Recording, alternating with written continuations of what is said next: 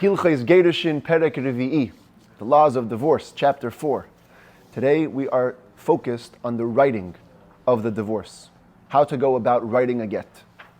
Says the Rambam, Halacha Aleph, Ein koisvin es haget, ela bedavar sharishumay oimet. You can only write a divorce document with a substance that leaves a permanent mark. In other words, the ink that you're using has to be permanent. Could go in dioy, like classic black ink. Visikra, so there's many translations of the upcoming words. I'm just going to use one of them. Sikra, they translate as red clay. This is red clay. You make a little ink substance out of it, you write with it, that has a permanence to it. The koimes v'kankantem. Koimes and kankantem are two types of substances that if you mix it with galnut juice, they will turn into a certain type of black ink, like we saw in the laws of tefillin. Remember this slide? There's galnut powder in that water. You pour the water in, it turns black. And anything like it. All these leave permanent marks. But if you wrote the divorce with a substance that does not last, like liquids, like fruit juice, try writing a document with fruit juice, it's going to go away. The whole divorce is invalid. If you wrote it with lead, I guess the equivalent to it would be a pencil, right? Because a pencil has lead in it. Bishchoir, they translate over here as a stylus. They used to write into this, used to be like a border like of wax or whatever, and you had a stylus here. You would write, kind of engrave into it. So the ktav, the writing that came out with it, didn't stand. Uvishichar, or with charcoal, you write with charcoal, for the moment it makes an impression, but afterwards it gets rubbed out, it goes away. Kosher, it's kosher. In these cases it is kosher. Ve'ein koisvin b'hem lechatchila, although initially you shouldn't write a divorce with those materials, but you could technically if you did. Halacha beis, koisvin b'mei afza lechatchila. You can use galnut juice itself, that was the juice with the galnuts, initially, al gav haniyar v'ha'or v'chayetze b'hen, on top of papyrus, worked paper, or proper parchment.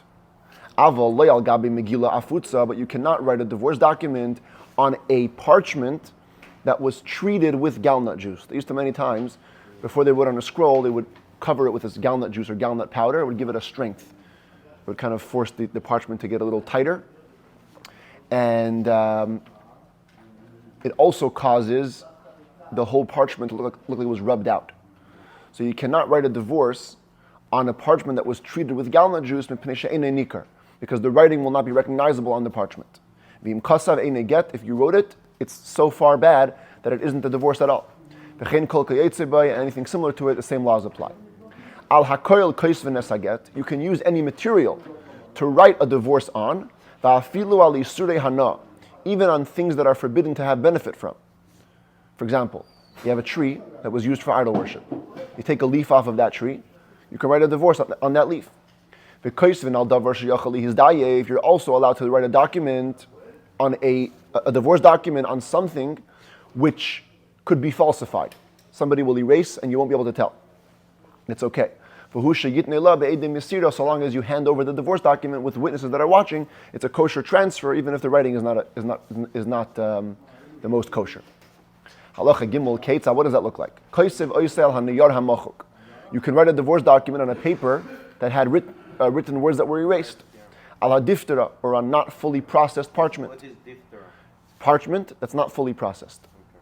Val hacheres, val ha'olin, on pottery shards and on leaves. Val yodeh shel eved, val keren shel para, and you can also write a document on the hand of a slave or on the horn of a cow. You tattoo it in. Yeah, like this. Oops. You have a hand, you tattoo it in a whole get, and that's fine. As long as umeiser lo ha'eved v'hapara. You have to give the woman the slave and the cow. Because remember, after you write a document, nothing can be lacking. You can't just start cutting off the horn now. You have to give her the entire thing. Give her the cow, give her the slave. No. Or you give her the paper that was erased with a not fully processed parchment in front of witnesses. And then it's fine, as long as you hand it over in a proper way. Doesn't matter what you wrote it on.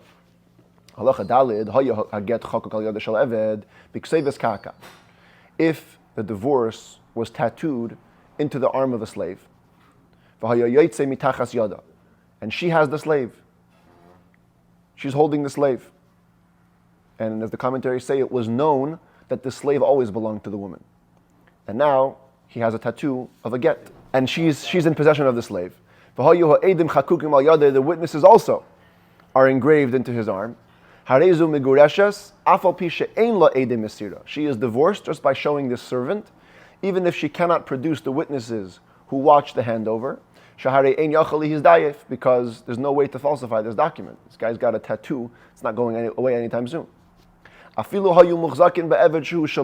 Rambam contrasts, even if everybody knew that this slave actually belonged to the husband, the get chokok al yadai, and now there's a divorce tattooed into his arm, and she is in possession of the slave now, and she is saying that I had witnesses watch as the servant was handed over to me with the get. So even here, harezu safek migureshes, it's at least in doubtful divorce. In other words, in the first case where we knew that the slave was hers, it's for sure hers. Here, where we knew the slave was his, and usually the principle is shema me'atzmai nichnasla, perhaps he walked over to her willingly, shaha goydres ein lahen chazaka, because as we're going to learn in the 13th book of the Rambam, goydres means beings that move independently, like a person. There's no such thing as possession showing ownership. Usually, we have a rule that whatever a person's holding is his, because otherwise, how do you have it? But something that moves independently, you can't prove that, because maybe he walked over to you. So at least, that's enough to make the divorce out of doubt. At least it's enough to have a suspicion that perhaps there's a divorce over here. The point is, this is another expression of how you can write a divorce on anything. Let's say, using this case, the bottom over here, this is the tavla, a writing board for a stylus, and it was engraved into the board. Witnesses are on the tavla on the board as well. And she's holding the board. Even though we know that the last person to own this board was her, and usually a husband has to write a divorce on something that belongs to him,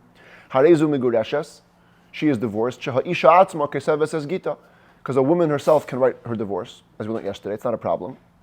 So maybe she wrote her own divorce, and she has the board. General principle is, the way to verify if a get is good is by checking the witnesses who signed it, even if you have no witnesses who watched the handover. As long as you have witnesses who signed, you're good. So here also, there's witnesses on the board. She could have wrote it. That's it. That's all we have to care about. Are the witnesses kosher? If yes, then it's good. What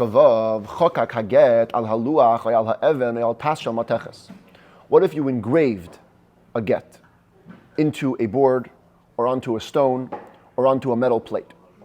So we know there's two ways to engrave. If you dug in the shape of the letters, as is classically done, let's say on a headstone, on a tombstone, they always engrave into it. Kosher, that's for sure kosher. Shezek savhu, because that's considered to be writing. Harehu Eimer, as it says in the verse, ksuva be'eit barzo, written with a pen of iron, which means that you can write with iron, you can engrave into a stone. Kolemar shehu chafare, he dug it in. V'chein, another option. Im chakak hayereichos me'achorei hatas ad sheboltu b'fnei hatas. We call this typically embossing. You went to the back of the plate and you pushed out the shape of the letter from the back till they're sticking out in the front. That's also called writing. Avolim chafar toicha ois ad sheyero hayereichos gvayes mikanu mikan. But if you didn't push it out from the back, instead you pushed in the center of the letters from the front. In other words, you worked around the letters, and then ad sheyero hayereichos gvayes mikanu mikan. At the end of the day, the legs of the letters are now popping up, but not because you popped them up from the back. Instead, you worked around them from the front till all that's left is the embossed letters. Kiksav dinar zahav shehaksav boidet, as used to be done on coins, where the writing or the engraving was sticking out, and they would do that by impressing around the shape. Right? They would do it by pressing around the shape, in which case haksav boilet, the writing is sticking out. Ein a get, that's not a get. She'ein zeksav, because you didn't write it. You only worked around letters. Writing has to be forming the actual letters, either by pushing them in or pushing them out. What if you do it with the whole letter with the presser? So it depends how you press. If you're pressing the shape of the letters in, then you're good. If you're only pressing what's around the letters, then it's bad. Halacha Zayin, hamekareya al ha'oir tavnis ksav. If somebody etches or traces into parchment the shape of letters, there's no writing, he used like a sharp tool, and he makes a shape of letters. Oisher rasham al ha'oir tavnis ksav, or you sketched the shape of the writing onto parchment. Harez a kosher, it's a kosher get. Technically, you can write a divorce in any script, in any language. If a divorce document was written in one script of one language and the witness is signed in a second script, kosher, it's also kosher, as long as the witnesses themselves are able to read and understand the language and the script of the actual divorce document. Halacha ches, echad min ha'edim chasam b'ksav lashon achas. V'ha'ed hasheni b'ksav lashon acheres. If one witness signed in one script of one language, and the second witness signed in a second script, a second language, kosher, that's also kosher. Avalim haya miktsas haget kasav b'lashon achas, u'miktsas b'lashon acheres pasul. But if the actual divorce part, those 12 lines, were written partially one language, partially another, that's disqualified. Halacha tes kol lashon sheyikasev b'haget. Whatever language you use to write the divorce, the scribe needs to be very careful about the words he chooses, that it shouldn't have an implication of two interpretations. To the point that a reader might say, maybe he meant something else, it doesn't mean divorce. Or maybe he meant this, which does mean divorce. In other words, you can't be in doubt. It should be words that have no doubt, no room for error in that language. They always imply one meaning. That Mr. So-and-so divorced and sent away Mrs. So-and-so. Halacha Yud, besides for the meaning of the words, the script, the calligraphy has to be beautiful. Nice penmanship. Whoever's writing should have nice handwriting. Till children that know this script should be able to read it. Not genius children, not stupid children. An average child can read the script. That's a good script. Average. It shouldn't be crooked or confusing lettering. Because then maybe one letter will look too similar to another letter, and the meaning will change. Halacha Yud Aleph, if indeed there ended up being words that could mean different things, dual meanings, or the handwriting was crooked or confusing, to the point that you can read into it something else, since in the end of the day it's read as a divorce document and it actually implies divorce, Harez apostle is disqualified. Now, even though you can use all languages, all scripts, Kvar Noagu Kol Am Yisrael, all Jewish people already have the custom Lichtev Haget Lashon Arami Ukenusach Zeh, to write the divorce in Aramaic with the following text. Afal Pisha Mutter Lekasve B'chol Lashon Lechatchila, even though initially you can write it in any language, doesn't matter. But Jews write the get in Aramaic. And this is, if you have the copy in front of you from yesterday, you can actually see this, but we're going to read it also in the Rambam. V'zehu nusach haget, this is the text of a divorce. B'kach v'shabbos, you begin on this day of the week. Let's say it's Monday, as in the copy in front of you. B'sheni b'shabbat. Right? B'kach v'kach liyerach pleni, such and such a date of this month. B'shnas kach v'kach liyitzira ilashtarais, in this year, to creation or to documents. Documents means the Count Alexander the Great. Liminyana did a gilna lemimlibe. Hacha. Using the numbers, the count that we usually count over here. Hacha. The Makam Plani in this place. And you put in the name of the city. We are testifying here. Eich ana plani bar plani de mimakim plani. How me, the man is talking. So-and-so, son of so-and-so, from such and such a place.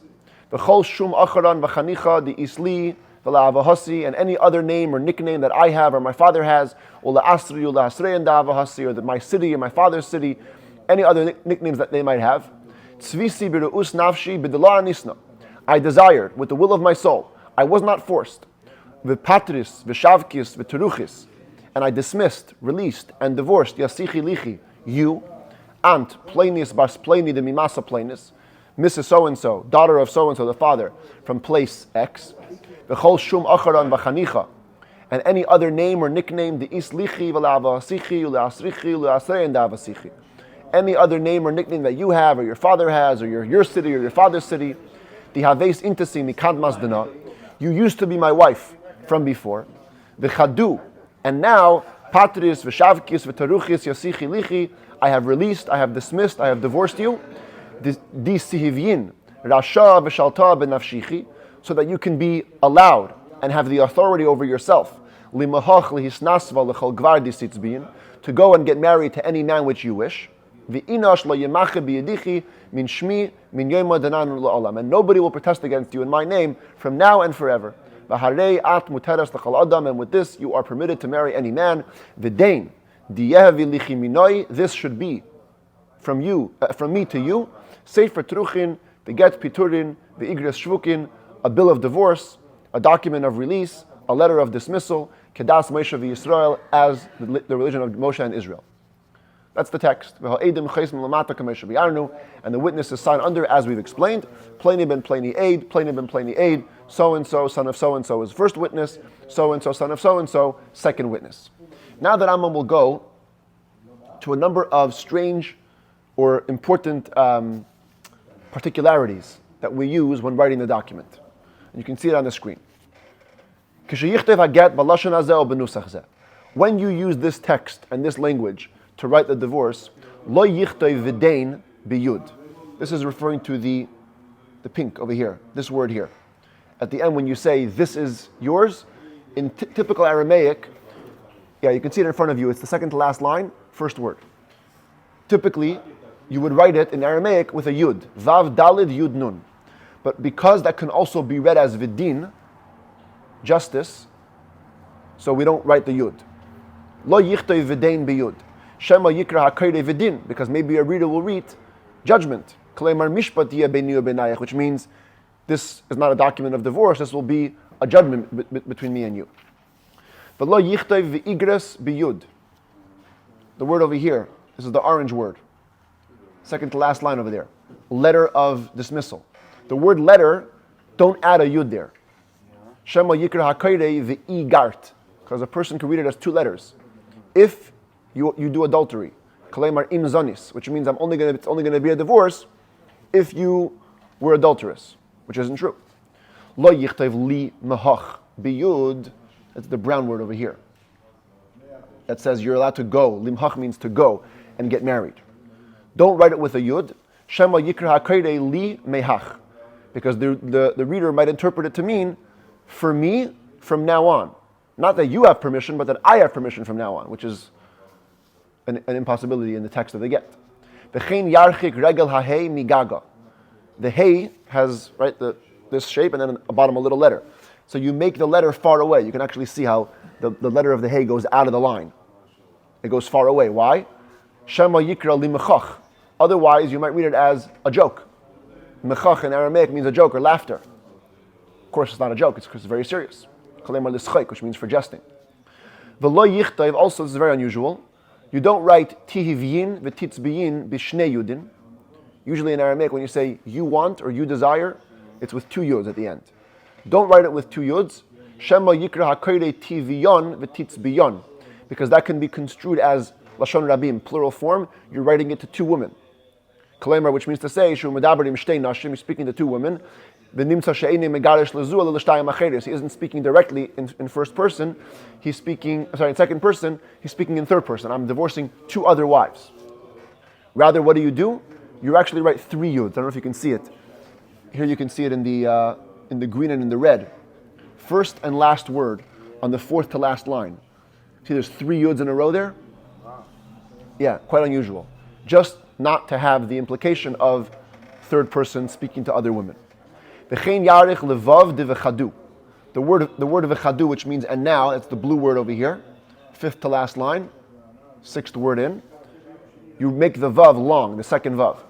Shema tidme liyud v'yeh mashmoi ukidei. Otherwise, it may look like a yud, which won't mean and now, it'll mean in order. In order for me to divorce you, there's a condition. And of course, we don't make conditions on a divorce. V'chein yarich levav detruchin u'shvukin. The word over here, second to last line, you can see that actually the vav is long in both words. The word of divorce and the word of dismissal. Shema tidmed liyud v'yeh mashma trichin u'shvikin. Otherwise, it'll seem like a yud, which would mean I am divorcing myself, or I am being dismissed. Which would imply that she divorced him, she left him, which isn't true, because the husband must dismiss his wife. These are all the laws in Aramaic get. But the truth is, if you're using any script, say you're writing in English, you have to also be very careful to have no problematic implications. It should never have a possibility of two meanings. If you wrote a text, a document in Aramaic, as we said, and you didn't elongate the vavs, so you didn't add the extra yuds, or you added a yud where you shouldn't have, get puzzle, it's a disqualified get. Same thing if it were similar problems in any other language, it's disqualified because there's a problematic implication. Tesvav. Let's move to some other laws about writing the get. Get shemachak by ois oiteva. If there's a divorce where you had to erase a letter or a word, oishatala ben hashitin, or the line was too short and you had to hang a word out of the line. Im mitoifes haget. If it's from the standard text of the get, remember this, we saw this yesterday, the four colored parts are what's called the toiref, the important integral parts of the get, the date, the names, and the words hareyat muteres l'chal adam. But if any other words, the toifes, had an erased letter or a hanging letter, harey is kosher, it's kosher. The im min ha-toiref, but if it's from the essential parts of the get, ein a get, it's not a divorce. The im chazaru perish b'seif ha-get, but if you wrote a line at the bottom of the divorce, and you said she'ois plainis tluya oyal machak, that a specific letter above is hanging or is erased, afilu mitoiref haget, then even if the erased or hanging letter was from the essential part of the get, kosher, it's kosher, kish'ar shtar, it's like any other document. In other words, the whole reason why it's not kosher is because we're worried that some guy added it in. But if you have a clear disclaimer on the bottom that says letter number X is hanging, and then the witnesses are signing on that, so then of course it's okay. If you have a divorce that was torn this way and that way, crosswise and widthwise, shehu kera shel bezdin, which was the typical trademark tier of a court. Whenever a court tore something, they would tier it lengthwise and widthwise. Hareze get batel kishar ashtaris. That's disqualified. It's a void get. Avalim nikra ve'ein kera shel bezdin kosher. But if it's torn in any other way, then it's kosher. By the way, even today, when you give a divorce, I mentioned the other day, the court keeps the document. They don't let the woman hold on to the document. They give her what's called tu'udat Geirushin, a certification of divorce. They hold on to the actual document, and on the spot, after the husband delivers the divorce, they actually tear it. So nobody else can make use of it. Nobody else what? Can make use of it. They tear into it. Tezayin. Nimoik oishehirke v'shanasa kikvara. If the get faded, or rotted, or became full of holes, like a sifter, kosher, it's still kosher. Nimchak or nitashtish. If it was erased or rubbed out. Uvabua shaloi kayemes, but the form, the general form remains of the letter. Zim yachali kara is kosher. If you can still read it, kosher. The imlav ein get. If not, it's a void divorce. When do all these laws apply? If she was holding the get, there was witnesses signed on it, but no witnesses who can testify to the handing over. But if we know, there are witnesses who can say, we watched the handover, and at that time it was a kosher get. Harei a kosher, now it's kosher as well. Even if the essential parts of the get were written over an erasure or between the lines, or it was torn this way and that way when they watched the handover, because they were there. As long as they watched the handover, it's fine. Halacha Yudches. 5 people, all married, all want to get divorced on the same day, and they put their divorce onto one document. Im kasvu biklal, if they used general wording, For example, they wrote, Bekach b'Shabbos, Geirash pleni liplainis, upleni liplainis. On this day of the week, this guy divorced his wife, this guy divorced his wife, and every person wrote to his wife, this is going to be for you, so you can get married. I get with the entire generic standard text of the get. With two witnesses signed under it. Hareza get kosher, it's a kosher get, because it was all inclusive. Every person was mentioned individually. And that's it. It's a kosher get. Two witnesses should watch as each husband hands the same document to his wife. If there's no witnesses who watch the handover, then whichever woman is holding the divorce will be divorced. Even if there's 5 names here, the wife who's holding it, she's the divorced one. And the other not. And the other's not, because there's no witnesses. But if the writing was, on so and such a day, this person divorced his wife, v'hishlim haget, and you wrote the entire text of the get for that one guy. V'hischil tachtav get acher ba'isa megillah, and then you wrote a second divorce in the same piece of parchment.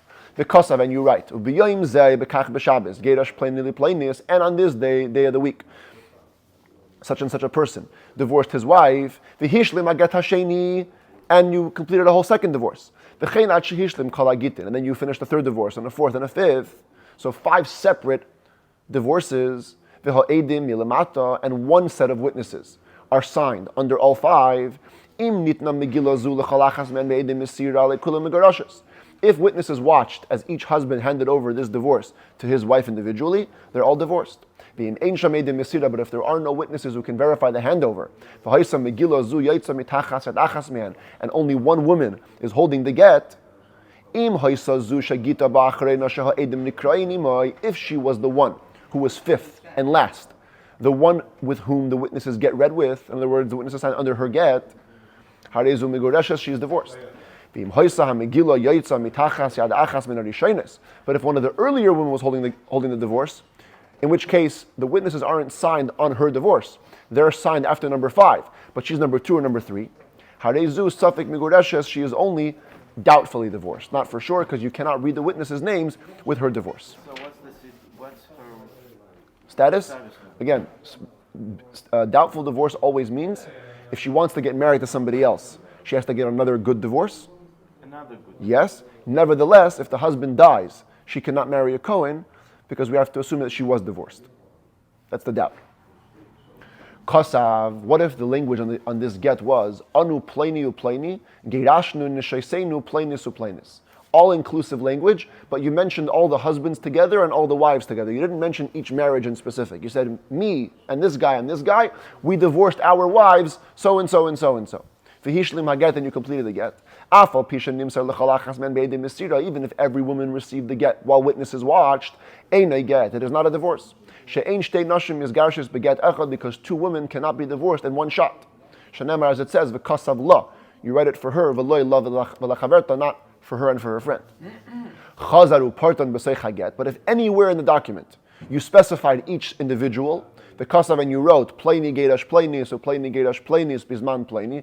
This guy divorced this wife. This guy divorced this wife at this time. Harei lukshedim, then it's kosher, because at least in one point it specified clearly each marriage, each couple separately. Halacha chav kasav shnei gitin b'shnei dapin b'megillah acha zeh b'tzad zeh. You wrote 2 divorces on 2 columns on 1 piece of parchment. I couldn't get a picture, but you can see it over here. Okay, there's 2 columns. And this is 2 separate divorces, each column. Im yesham shnei edim nikraim b'seif get zeh, u'shnei edim b'seif get zeh. If 2 witnesses signed under each column, harei zeh kosher, then it's kosher. V'chol shetetzim megillah zu mitachas yada megureshes, whichever woman is holding the get, she's divorced. But chaf aleph hayu sham shnei edim bilvad, ba'im mitachas get zeh letachas get zeh. If there's only 2 witnesses, and their names are crossing from one column to the other. That's in this picture. You can see over here. I couldn't show you so up close, but you can see. It says, Yaakov ben Yitzchak Eid. But the name is going across both. There isn't 2 witnesses here, 2 witnesses here. It's 2 witnesses for the whole thing. So then, Im yatsa mitachas yadzu. If the woman holding it is the one whose get is on the right, the one who's with whose the witnesses are read, she's divorced. But if the second woman is holding it, the one on the left, where the witnesses aren't read with it because they start on the right side of the line, then it's not a divorce unless you have witnesses who can watch the husband giving it to the second wife. Chav beis. Kasav shnei gitin b'shnei dapin ze l'mayla mizeh v'ha'edim bein shnei hagitin. You have a divorce here, and witnesses in the middle. You can see it here on this picture here. It's pretty small, but again, divorce on top, divorce on bottom, edim in the middle. They're at the end of the first one, at the top of the second one. If the woman holding it is the one on top, the witnesses are read at the end of her divorce, she's divorced. And the woman who has the divorce where the witnesses are on top of it, second divorce, she's not divorced. In general, if witnesses sign on the top of the column, or on the side, or behind it, a get is not a divorce. It has to be on the bottom, in direct continuation to the divorce. As long as it was handed over to the witnesses, then it's kosher in all the cases, because again, that's really the main way to divorce, by witnesses watching. Chav Gimel. Hikif reish hadaf zeh l'reish daf zeh v'ha'edim ba'emtza. If you made a little circle, okay? Check this out. Witnesses in the middle, and then the text kind of goes in a circle. Can you see it here? Yeah. See it? Witnesses in a circle. Sorry, witnesses in the middle, text in a circle, going off to the sides over here.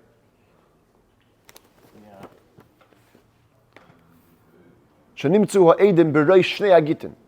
which case the witnesses are on the top of both divorces. Shnehem betelim, they're both disqualified. But again, if the witnesses watch the handover, shnehem ksherim, they're both kosher, because that's the main way by witnesses watching. Chav dalid shir mixas haget. What if it's one divorce split in two columns? You had a paper like this, it's kind of wide, so you started writing over here, and then you finished over here. The witnesses are signed on the bottom at the end of the second column. Kosher, it's kosher. As long as it's clear that it's one piece of paper, that it's clear that it wasn't cut, and that the scribe had intent to finish it on the second column. But if it's not clear, even if witnesses watched, the handover, she's only divorced out of doubt. Shema, shnei gitin hayu. Maybe it was two bills of divorce. One was cut off on the bottom, and one was cut off on the top.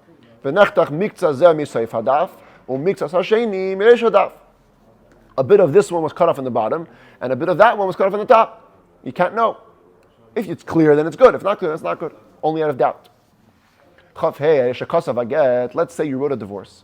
The achar shagamar, and on the bottom of the divorce, kasav, you write, shalu b'shloim pleni. Please check out how this guy is doing.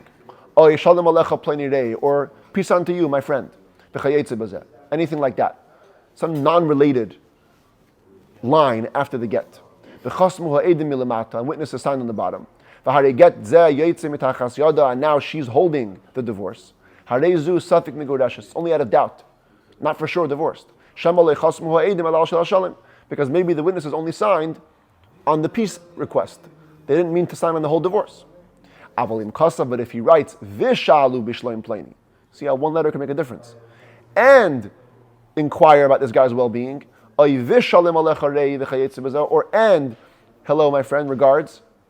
In which case it's clear that he attaches the last sentence to the divorce, and the witness is signed on both. She's divorced. Now, if such a divorce was handed over to her with witnesses, get kosher. Either way, it's kosher get, because again, the main way to divorce is with edim mesira, with witnesses who watch the handover of the get.